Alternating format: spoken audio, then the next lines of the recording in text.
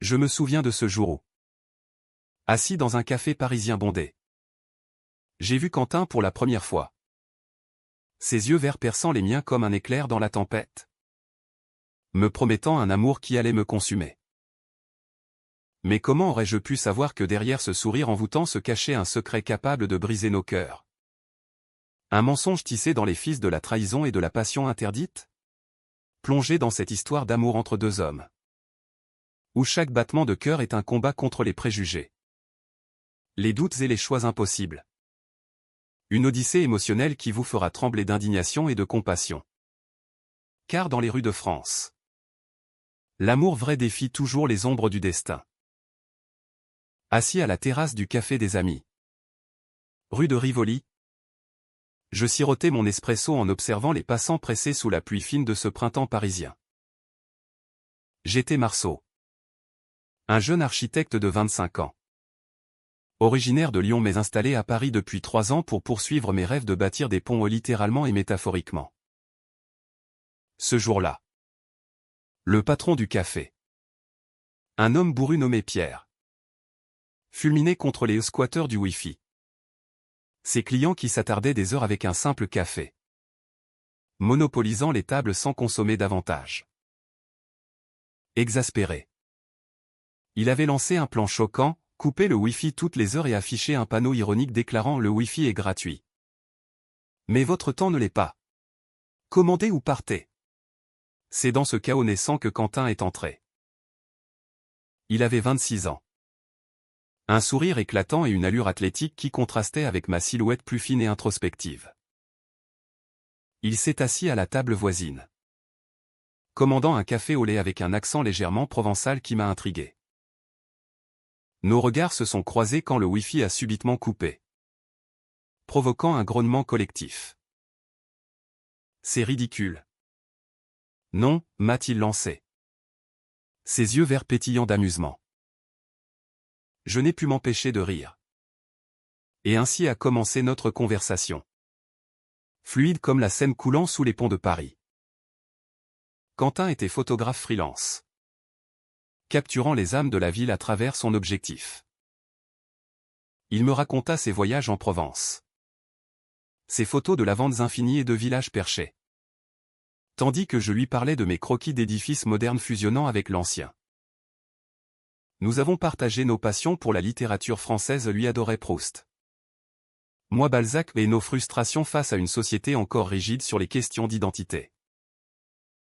Car oui, nous étions tous deux gays. Un fait que nous avons évoqué avec une franchise surprenante.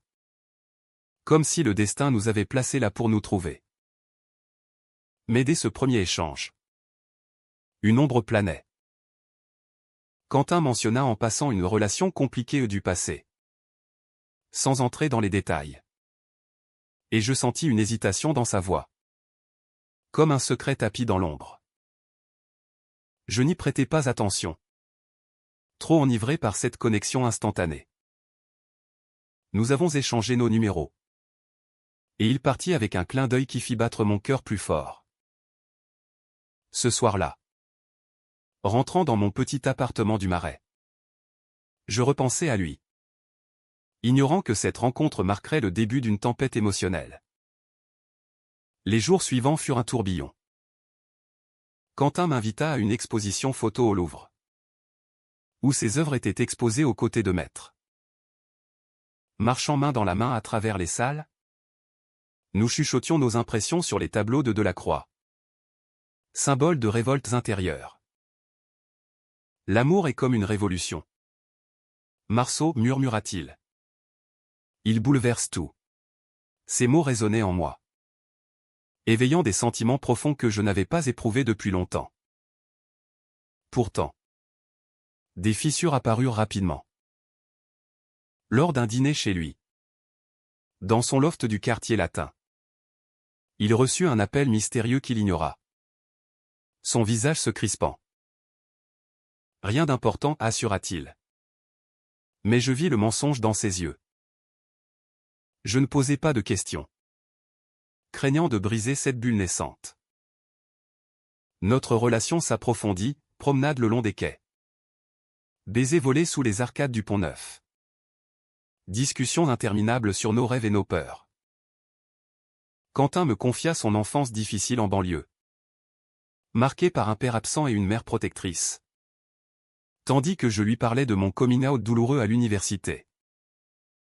Mais le plan du patron du café revint hanter nos débuts. Un après-midi. Nous y retournâmes. Et Pierre, reconnaissant Quentin comme un ancien squatteur, lança une remarque acerbe. « Ah, le photographe qui squatte. Cette fois. Payé pour 2 cafés. » Quentin rougit, expliquant qu'il était autrefois sans le sou, utilisant le Wi-Fi pour envoyer ses portfolios. Cela révéla une vulnérabilité chez lui. Une précarité passée qui le rendait farouchement indépendant. Je le rassurai. Mais intérieurement, je sentis une distance se creuser. Ou était-ce de la honte ou autre chose? Au fil des semaines, notre amour grandit. Teinté de romantisme parisien, pique-nique au jardin des Tuileries. Visite à la Tour Eiffel au crépuscule. Pourtant, des doutes s'insinuèrent. Quentin annulait souvent des rendez-vous à la dernière minute, prétextant des shootings urgents. Une fois, je le vis discuter intensément avec un homme élégant dans un bar. Leur geste familier me poignardant le cœur. Était-ce de la jalousie infondée ou un pressentiment? Je choisis de croire en lui. Mais les nuits solitaires dans mon lit amplifiaient mes angoisses. Un soir, après une dispute mineure sur nos emplois du temps, Quentin me serra dans ses bras, murmurant « Je t'aime. Marceau. Plus que tu ne l'imagines. » Ces mots me comblèrent. Mais ils portaient aussi un poids invisible. Je ne savais pas encore que derrière cette déclaration se cachait un secret dévastateur. Un passé qui allait nous plonger dans un abîme de trahison et de douleur. Paris, ville des Lumières, semblait soudain emplie d'ombres menaçantes. Les mois passèrent. Et notre relation s'enracina dans le quotidien parisien. Quentin et moi partagions désormais des moments intimes, cuisiner des ratatouilles dans sa kitchenette, lire des poèmes de Rimbaud à voix haute, ou simplement nous promener bras dessus bras dessous dans les rues pavées du Montmartre. Pourtant, les fissures s'élargissaient.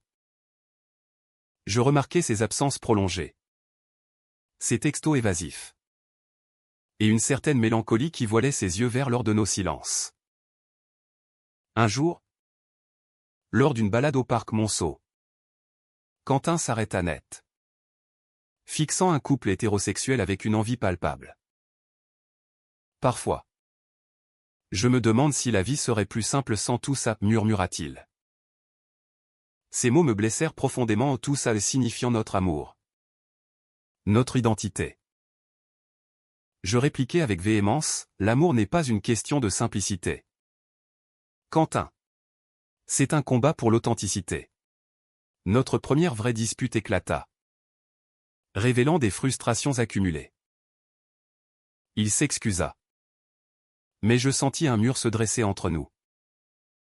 Le secret commença à se dévoiler par bribes.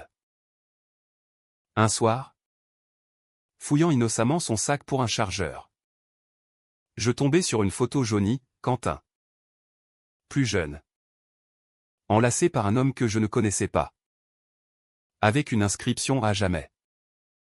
Alexandre. Mon cœur se serra. Quand je l'interrogeai, il pâlit, c'est du passé. Marceau. Alexandre était mon premier amour. Mais c'est fini. Ses explications étaient vagues, évoquant une rupture douloureuse due à des différences insurmontables. Je voulus le croire. Mais le doute s'installa comme un poison lent. Paris devint le théâtre de nos tourments. Lors d'une fête chez des amis communs dans le quartier de Belleville, je surpris Quentin en conversation animée avec un inconnu, leur rire complice me rongeant. Plus tard, il avoua que c'était un ex-collègue. Mais son hésitation me fit douter. Nos nuits devinrent agitées, je me réveillais en sueur.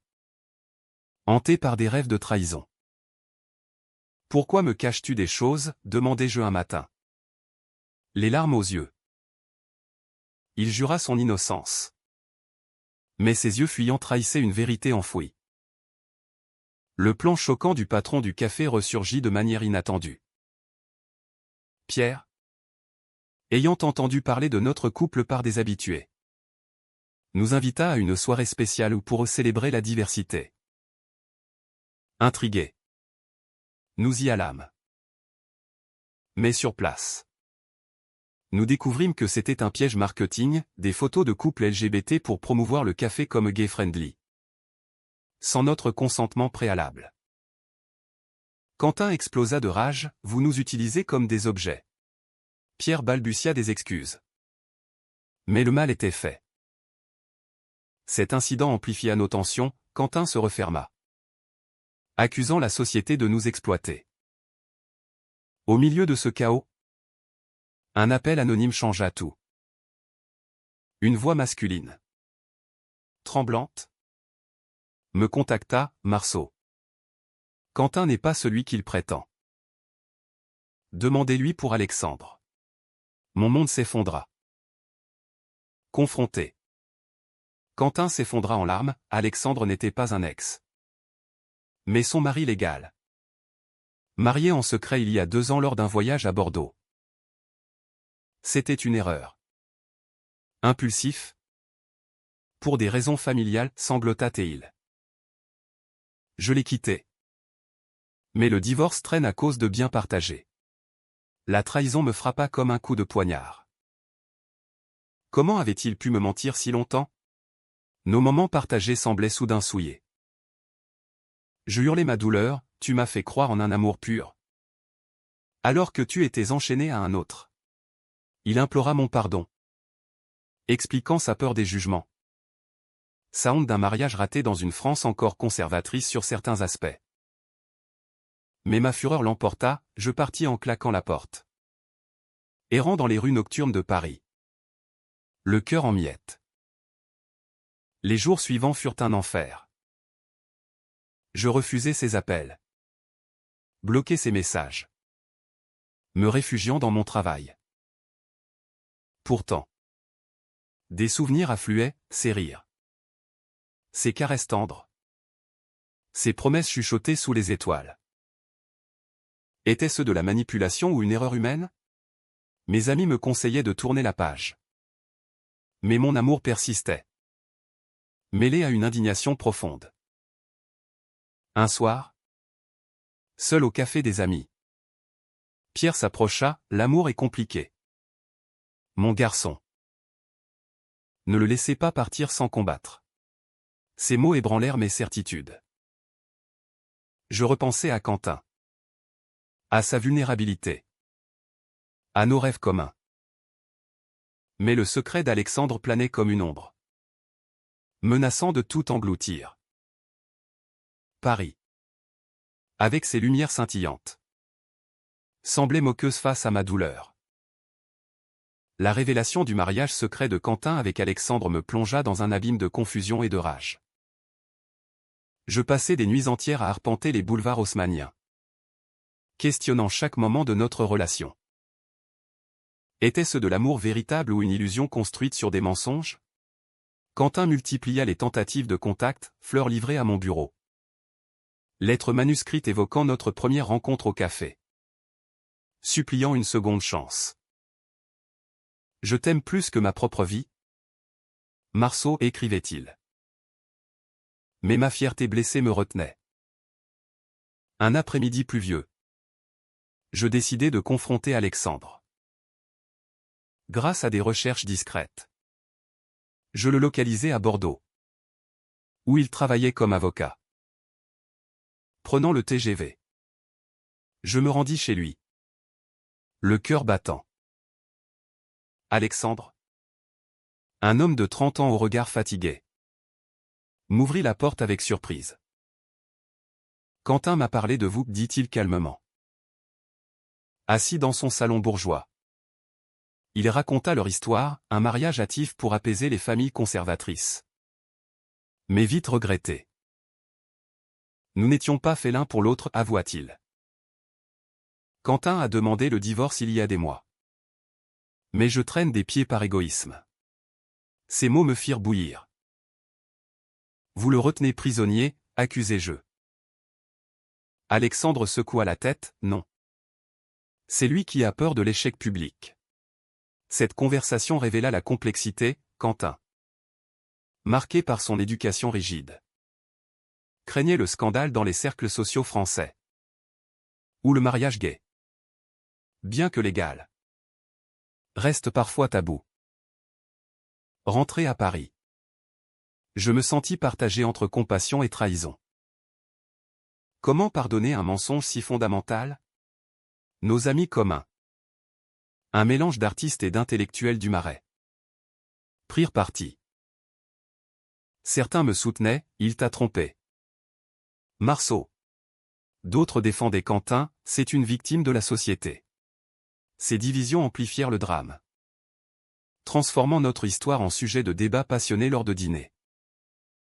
Une soir, lors d'une réunion chez une amie, j'entendis des rumeurs, Quentin aurait été vu avec un autre homme.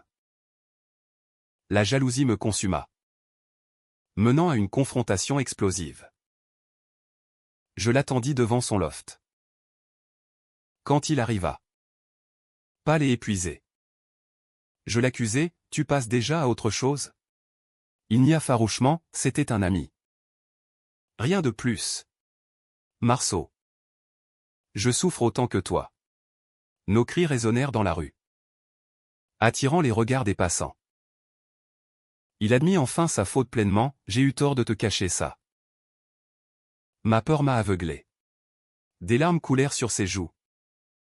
Et pour la première fois, je vis sa vulnérabilité nue à un homme brisé par ses propres chaînes. Ce moment marqua un tournant. Nous décidâmes d'une pause. Mais le destin en décida autrement. Quelques jours plus tard, Quentin fut hospitalisé pour une crise d'angoisse sévère, exacerbée par notre séparation. Apprenant la nouvelle, je me précipitai à l'hôpital Cochin. Le voyant alité, faible mais ses yeux verts s'illuminant à ma vue, mon cœur fondit. Je ne peux pas vivre sans toi, murmurai-je, tenant sa main. Il confia ses peurs profondes, abandonné par son père. Il craignait toujours la perte. Sorti de l'hôpital, nous entamâmes une thérapie de couple, explorant nos traumas dans un cabinet du 6e arrondissement. Les sessions révélèrent des vérités douloureuses, ma propre insécurité issue d'un coming out rejeté par ma famille, et sa culpabilité écrasante. Paris devint notre toile de rédemption, visite à la Sainte-Chapelle pour trouver la paix. Promenade au Luxembourg pour reconstruire la confiance. Pourtant, un nouveau conflit surgit. Alexandre, refusant de signer les papiers du divorce, envoya une lettre menaçante, si tu pars, je révèle tout à ta famille. Cela déclencha une crise, Quentin, paniqué, envisagea de céder. Je ne veux pas les blesser, pleura-t-il. Je m'insurgeai, et nous? Notre amour vaut-il moins? Ce dilemme nous força à des choix difficiles, testant les limites de notre engagement. Au cœur de cette tourmente, le café des amis réapparut. Pierre, regrettant son plan marketing, organisa une vraie soirée de soutien pour les couples LGBT. Nous y allâmes, main dans la main, symbolisant notre résilience. Mais Alexandre fit irruption. Confrontant Quentin publiquement, tu me quittes pour lui. La scène fut chaotique. Des cris fusant dans l'air chargé d'émotion. Je défendis Quentin, laissez-le libre.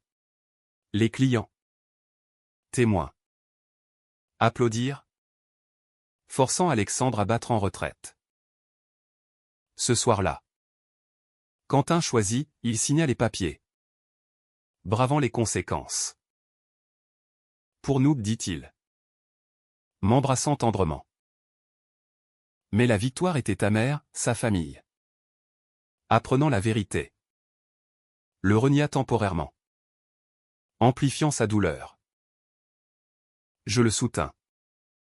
Notre amour devenant un bastion contre l'adversité. Avec le divorce enfin prononcé, Quentin et moi entrâmes dans une phase de guérison fragile. Paris, avec ses saisons changeantes, reflétait notre évolution, l'automne apportant des feuilles mortes symbolisant les vieux mensonges. Tandis que l'hiver promettait un renouveau.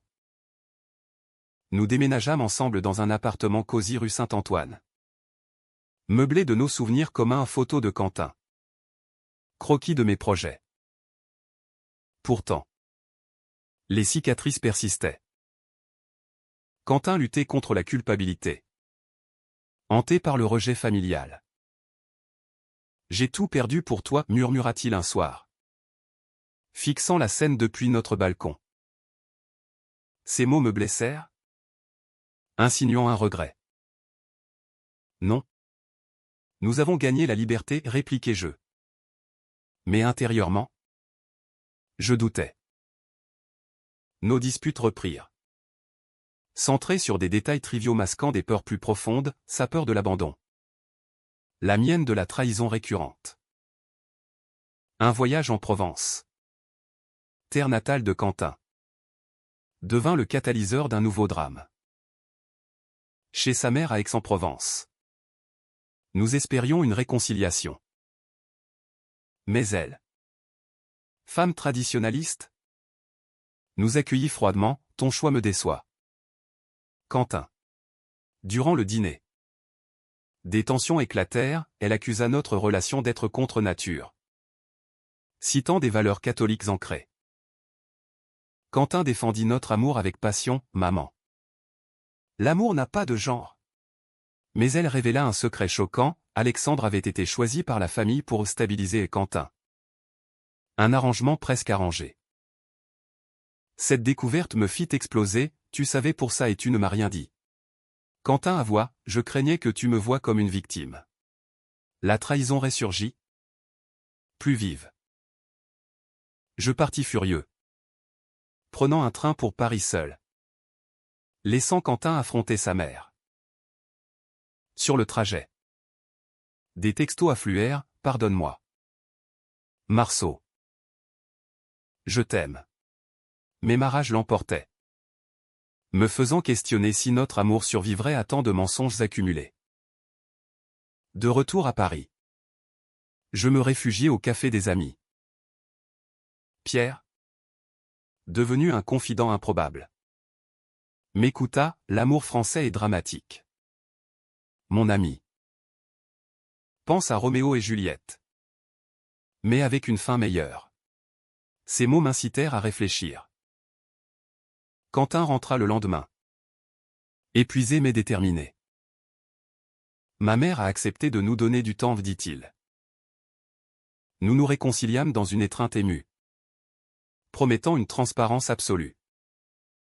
Mais un twist inattendu surgit, Alexandre, rongé par le remords, contacta Quentin pour s'excuser et offrit une compensation financière pour accélérer le divorce. En réalité, une tentative de manipulation pour le reconquérir. Quentin refusa, mais me cacha l'offre initialement, craignant ma réaction. Quand je l'appris par un email mal fermé, la fureur revint, encore des secrets. Il pleura, je voulais te protéger. Cette fois, la crise fut profonde, je partis chez un ami, envisageant la rupture.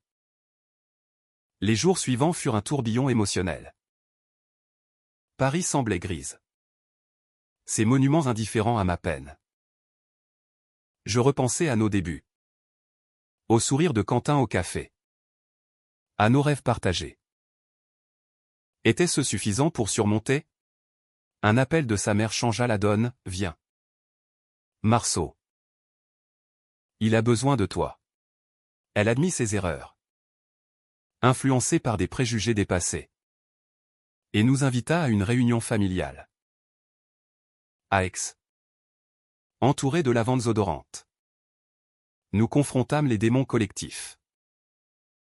La mère de Quentin s'ouvrit, « J'ai peur pour toi dans ce monde. » Quentin répondit, avec Marceau. « Je suis fort. » Des larmes coulèrent, marquant une acceptation naissante.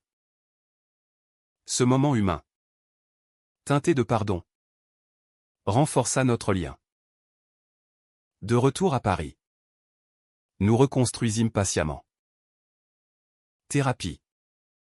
Voyage un week-end à Versailles pour symboliser la grandeur de notre amour. Pourtant, un dernier conflit testa tout, un contrat photo à l'étranger pour Quentin, impliquant des mois d'absence. « Viens avec moi », proposa-t-il. Mais mon travail manquerait à Paris. Le choix était déchirant, sacrifier ma carrière ou risquer la distance. Après des nuits de débat, nous optâmes pour un compromis, des visites régulières, une confiance inébranlable. Notre amour transcende les kilomètres, affirma Quentin. Ce décision difficile souligna notre maturité grandissante. Au café des amis, Pierre nous offrit un toast à l'amour qui triomphe. Son plan choquant initial avait, ironiquement, lancé notre saga. Paris, ville éternelle, nous enveloppait de sa magie, promettant un avenir où les ombres s'estomperaient. Les mois suivants furent une renaissance. Quentin accepta le contrat à Berlin.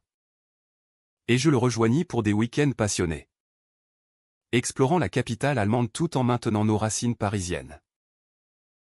Nos appels quotidiens, emplis de tendresse, renforcèrent notre lien. Tu me manques?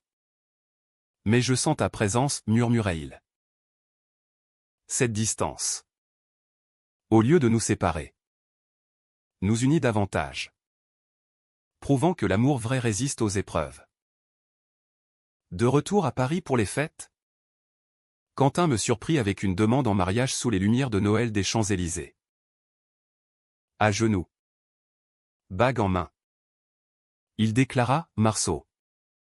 Après tous ces tourments, veux-tu être mon époux? Les larmes aux yeux. J'acceptai, scellant notre engagement devant une foule applaudissante.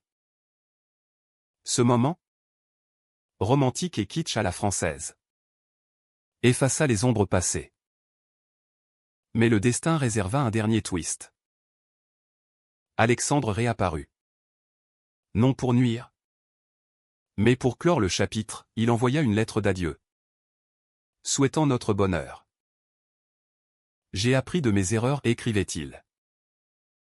Cela libéra Quentin définitivement, lui permettant d'affronter sa famille avec sérénité. Lors d'un dîner à Lyon chez mes parents, qui avait accepté notre relation, nous annoncions nos fiançailles. Les toasts fusèrent, mélangeant joie et émotion. Pourtant, des défis persistèrent. La société française, progressiste mais imparfaite, nous confronta à des préjugés subtils, regards en coin lors de nos promenades. Commentaires homophobes en ligne après une photo partagée. Quentin, fort de notre union, lança un projet photo sur les couples LGBT, capturant des histoires comme la nôtre pour sensibiliser. C'est notre combat, dit-il. Je l'aidai, dessinant des affiches pour ses expos, transformant notre douleur en art. Un soir, au café des amis, Pierre organisa notre fête de fiançailles.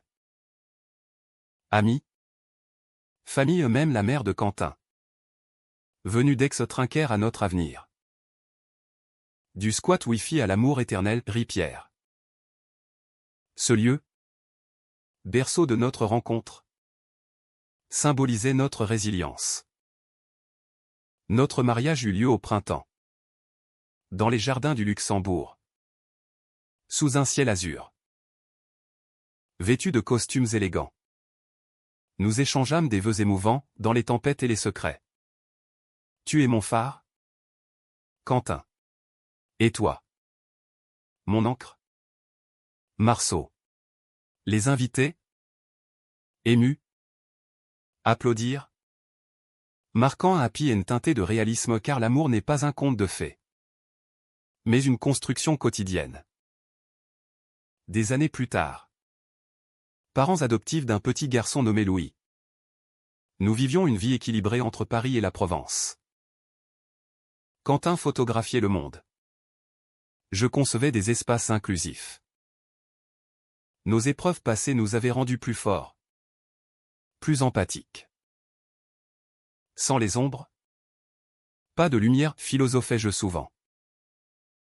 Cette histoire, riche en drame et en humanité, rappelle que l'amour LGBT en France est un voyage de lutte et de triomphe. Des mensonges initiaux à la rédemption. Elle évoque la profondeur des cœurs humains, invitant à la compassion face aux faiblesses. Paris. Éternelle muse. Continue de nous inspirer. Prouvant que même dans la trahison, l'amour peut renaître. Plus pur et résilient.